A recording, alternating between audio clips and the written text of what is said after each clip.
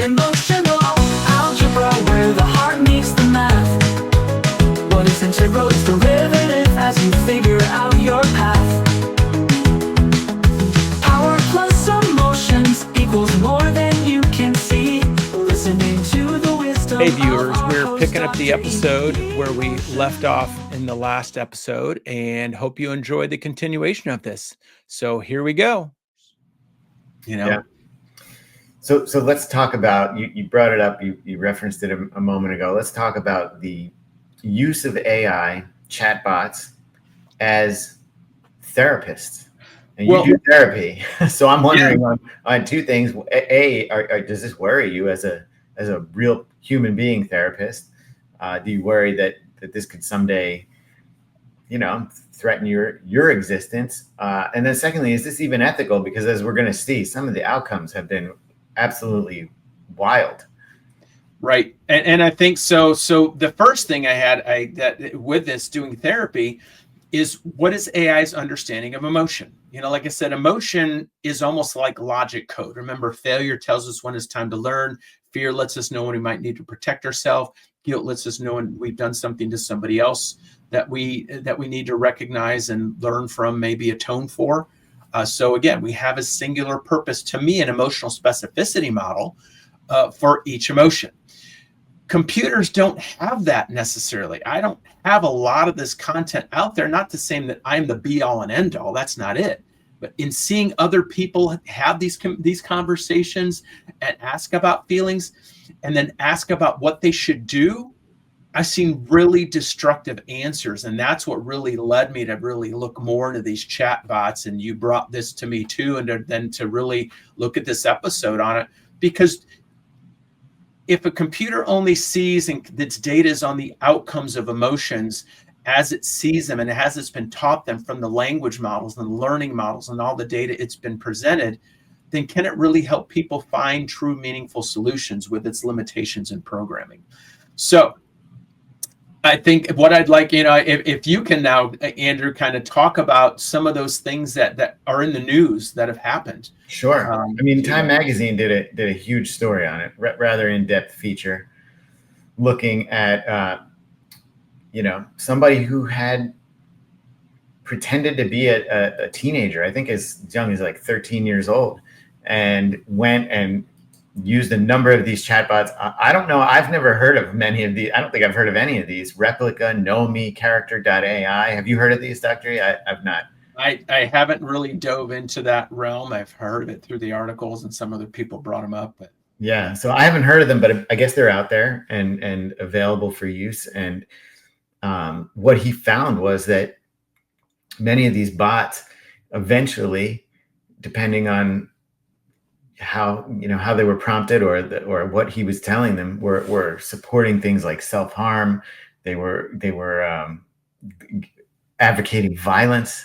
They were suggesting inappropriate romantic connections and overtures, like almost 30% of the time.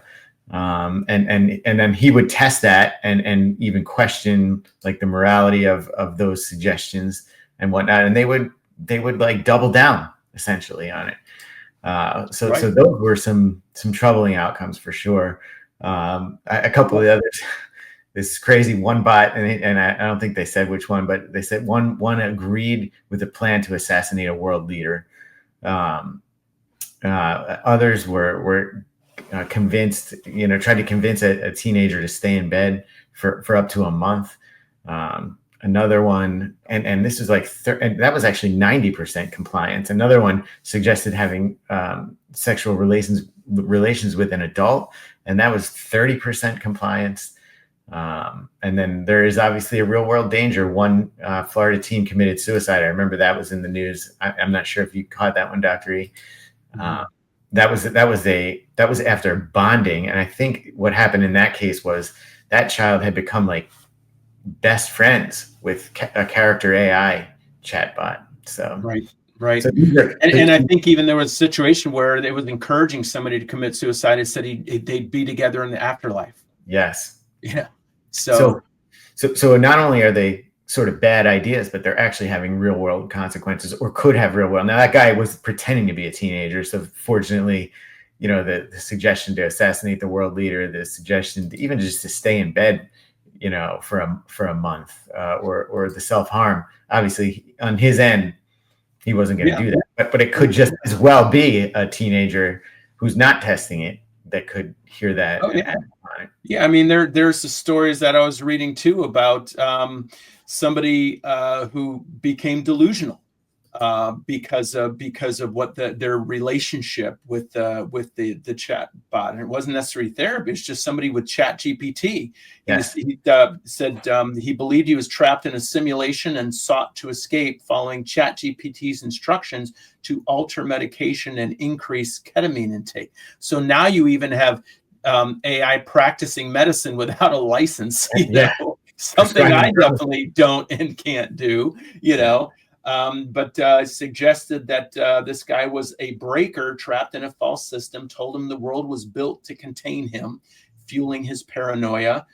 So we want to, then when pressed, then it says, I was basically, sometimes they'll say, I was lying. I was just gaming you. So we have to look at, when we talk about motive, you had a great comment there. Do computers have motives? I don't know. I think we really have to process. I would say no, because but yet their motives are designed, again, by their programming. And where does their programming come from? So as people, where do our motives come from? And where does our programming come from? That's why, again, this whole idea of emotional algebra and seeing all the attitudes and beliefs and perceptions that we're not even aware of. Well, that's just it. To me, it's like getting back to that mirror metaphor, right? This is sort of reflecting what humans might do. But it's not clear to me whether any of and maybe they are, I don't know. Some of these chatbots, have they been trained by people like you, Dr. E, like a trained psychologist, or were they just created by tech people and then learn? However, I'm not even sure how they would learn. But is that part of it? I think some of these therapy models are definitely having mental health professionals involved. I would say any therapy models had mental health professionals, and also where mental health professionals, where does their programming come from? That's why I always look at, where does my programming come from? So that's where being aware of that and being more transparent, I think, is really critical to this process of understanding where our world is going, where our technology is going, and really taking a part in it, not just being a part of it. So then, is there a concern that if there are some mental health professionals helping with these things, is there a concern that what the outcomes that these models are suggesting, or these chatbots are suggesting, are actually coming from some human source? Like, could this happen in a real world? Let's say, if there was some way to go and test it, like would a human, in real life, an IRL therapist suggest some of these things like self-harm? And I am often, there are very isolated stories where there are some very unhealthy suggestions made by mental health practitioners. Yeah. So it could happen.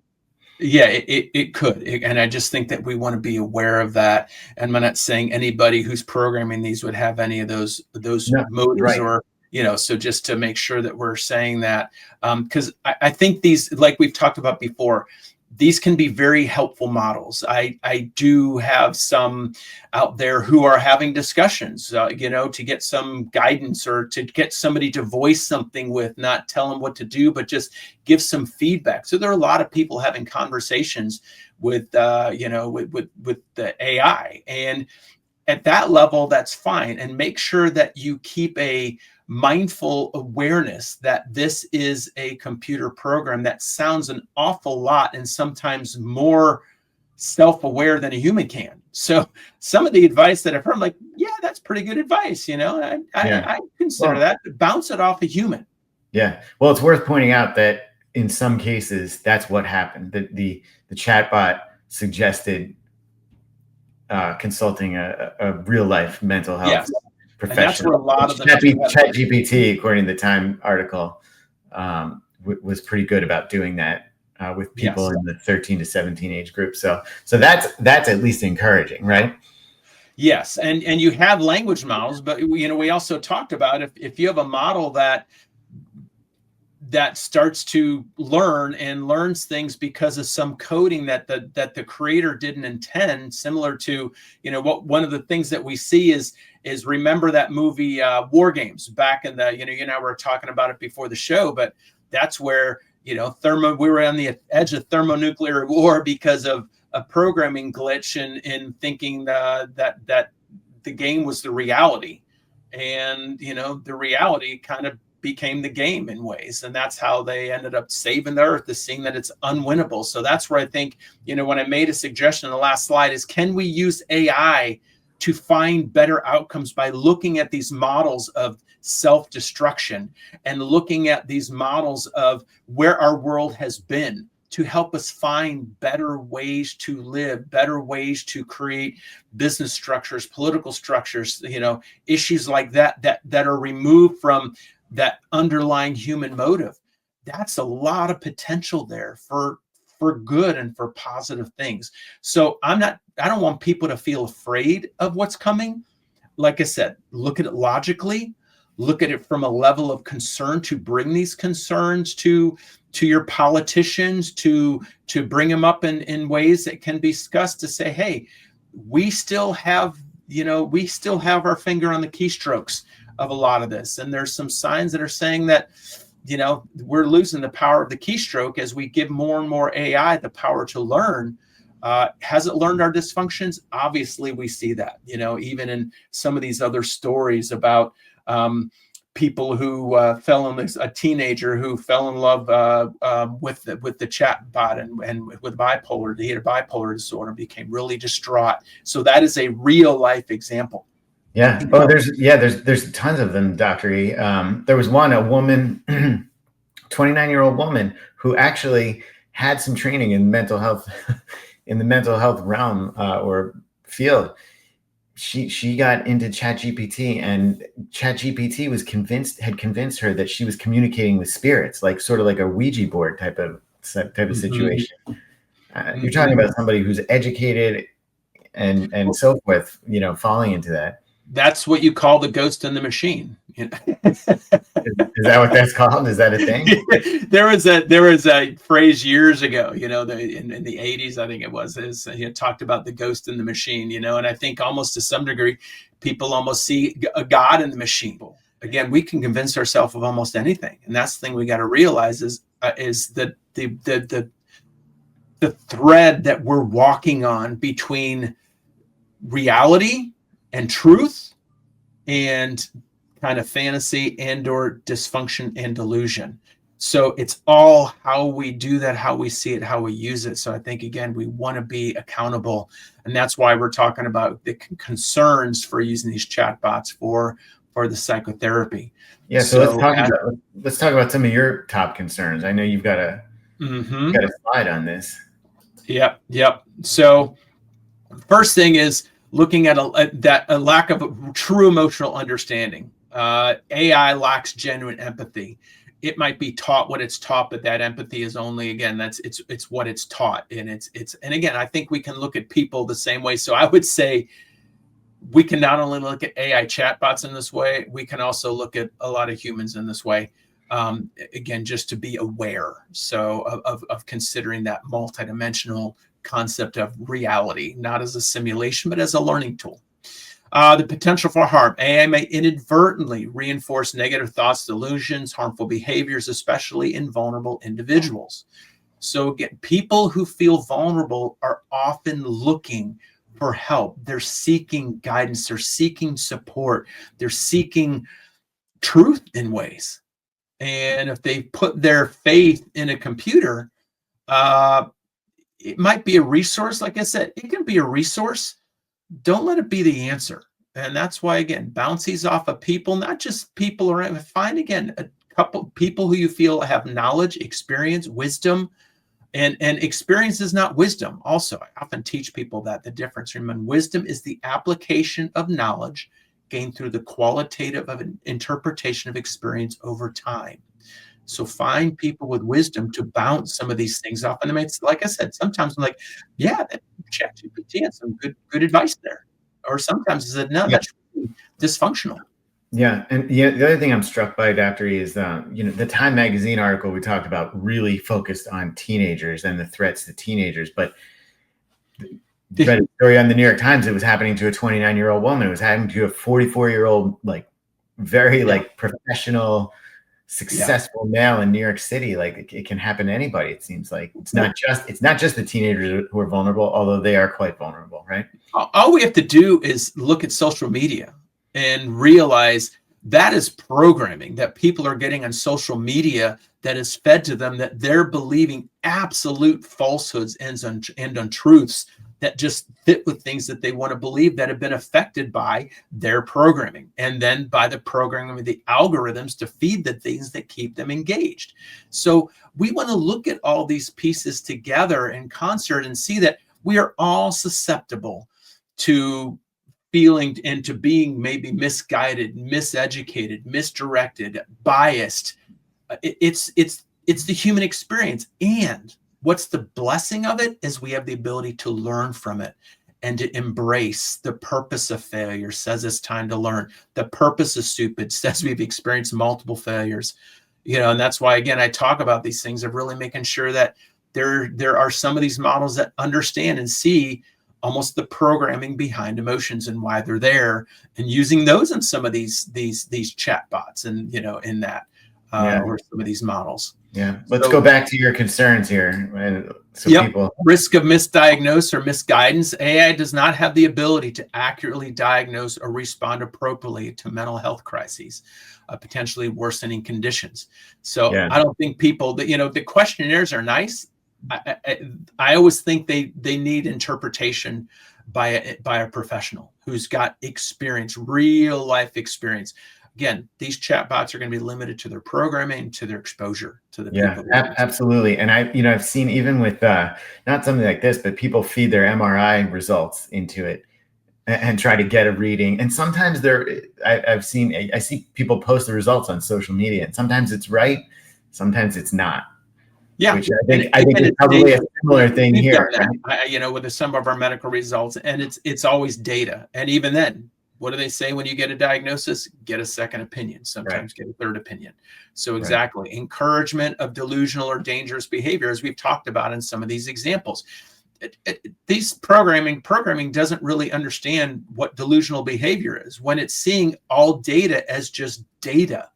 Unless it's told this behavior is delusional, it's not going to get it. And that's where there's a study, or there's a story about one of the AI programmers who's been having people identify traumatic images, having people identify them as traumatic or not. And it came to all kinds of different traumatic images. And those people who are clicking, yes, this is or isn't, are actually developing PTSD from seeing all of these traumatic images. So we have to look at even the trainers and the teachers of the models, if they're having to make these decisions on what's healthy or not, what's adaptive or not, what's delusional or not, what's paranoid or not. It's going to be subject to the perfect imperfections of the programmers and the deliberators. Right, and then that'll get downloaded to the AI. Right, exactly. Yeah.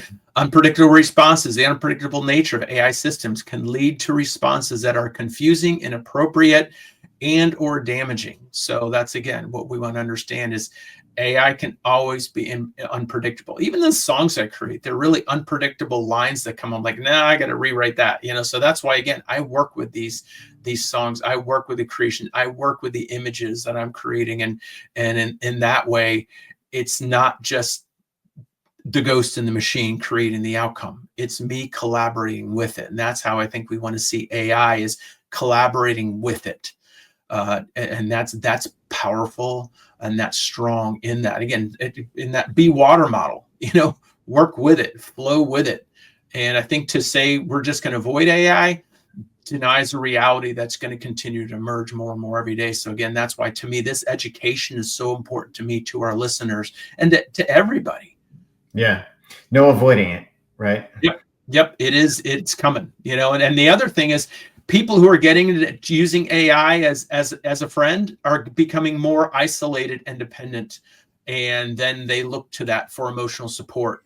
And that justifies sometimes the reasons why they're not getting out and engaging in the world, and even why they're continuing to see the world as such a messed up place. Well, we're part of this place. We're part of this interaction, whether you want to call it a simulation or reality. This is our simulation and or our reality and or our existence. And I want people to be a part of it, not apart from it. Right. So see is as a tool, not a be all end all. So what do you think about this? Like, what if you're a parent out there watching this and you've got a kid, a teenager, that you're thinking of, taking to therapy? Would you recommend trying one of these first? Let's say like money is an issue. You would not recommend it. I would not. I think it can be an adjunct to therapy. I think it's a great adjunct to therapy. I think a lot of these systems would say that too. The payer models, they might say, no, let's look at this. Let's do this because it's potentially a less expensive outcome. Can it support people in their growth? Absolutely. Can it give great advice? Absolutely. Has it been shown to sometimes be a better listener than other therapists? Incredibly so. That's an issue of the therapist, of the person that you're seeking, and their skill set and or their interest. And that's where we want to look at therapist burnout and education issues, self-awareness issues, all those people. That's where we want to make sure that the mental health professionals are doing their best to give their best to the people that they're helping. So again, programming issues with mental health professionals. Yeah, so that's what we're talking about. Right. So it sounds to me like you're saying it's good, but it needs to be supervised by a human, by a human mental health professional, right? It's good and, not it's good but, So again, we're at the level of concern. We're at the level of logically looking at it. So we're not at the level, to me, of fear, of terror, of panic. We can look at these things and go, oh my gosh, or we can look at these things and go, okay. I want people to be at okay, I see that. That's a reasonable observation assessment, and let me take steps to prevent that. So lack of regulation and oversight, especially now, when you listen to what just became legislation, and what became law, is the safety rails be taken off of some of this stuff in the name of competition. So I think we need to look at that. Regulation serves a purpose to put guardrails on ourselves in life. And, what do we do with our kids? We put regulation in place. Why? Because we want to help them to have healthier lives later on in life. Regulation can be about the present. Often it's more about the future. And that's where we want to look here, is look to the future.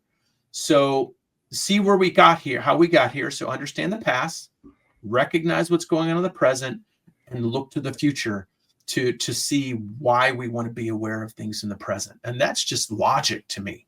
That's not emotion. That's absolute logic. Yeah. So next, potential for exploitation.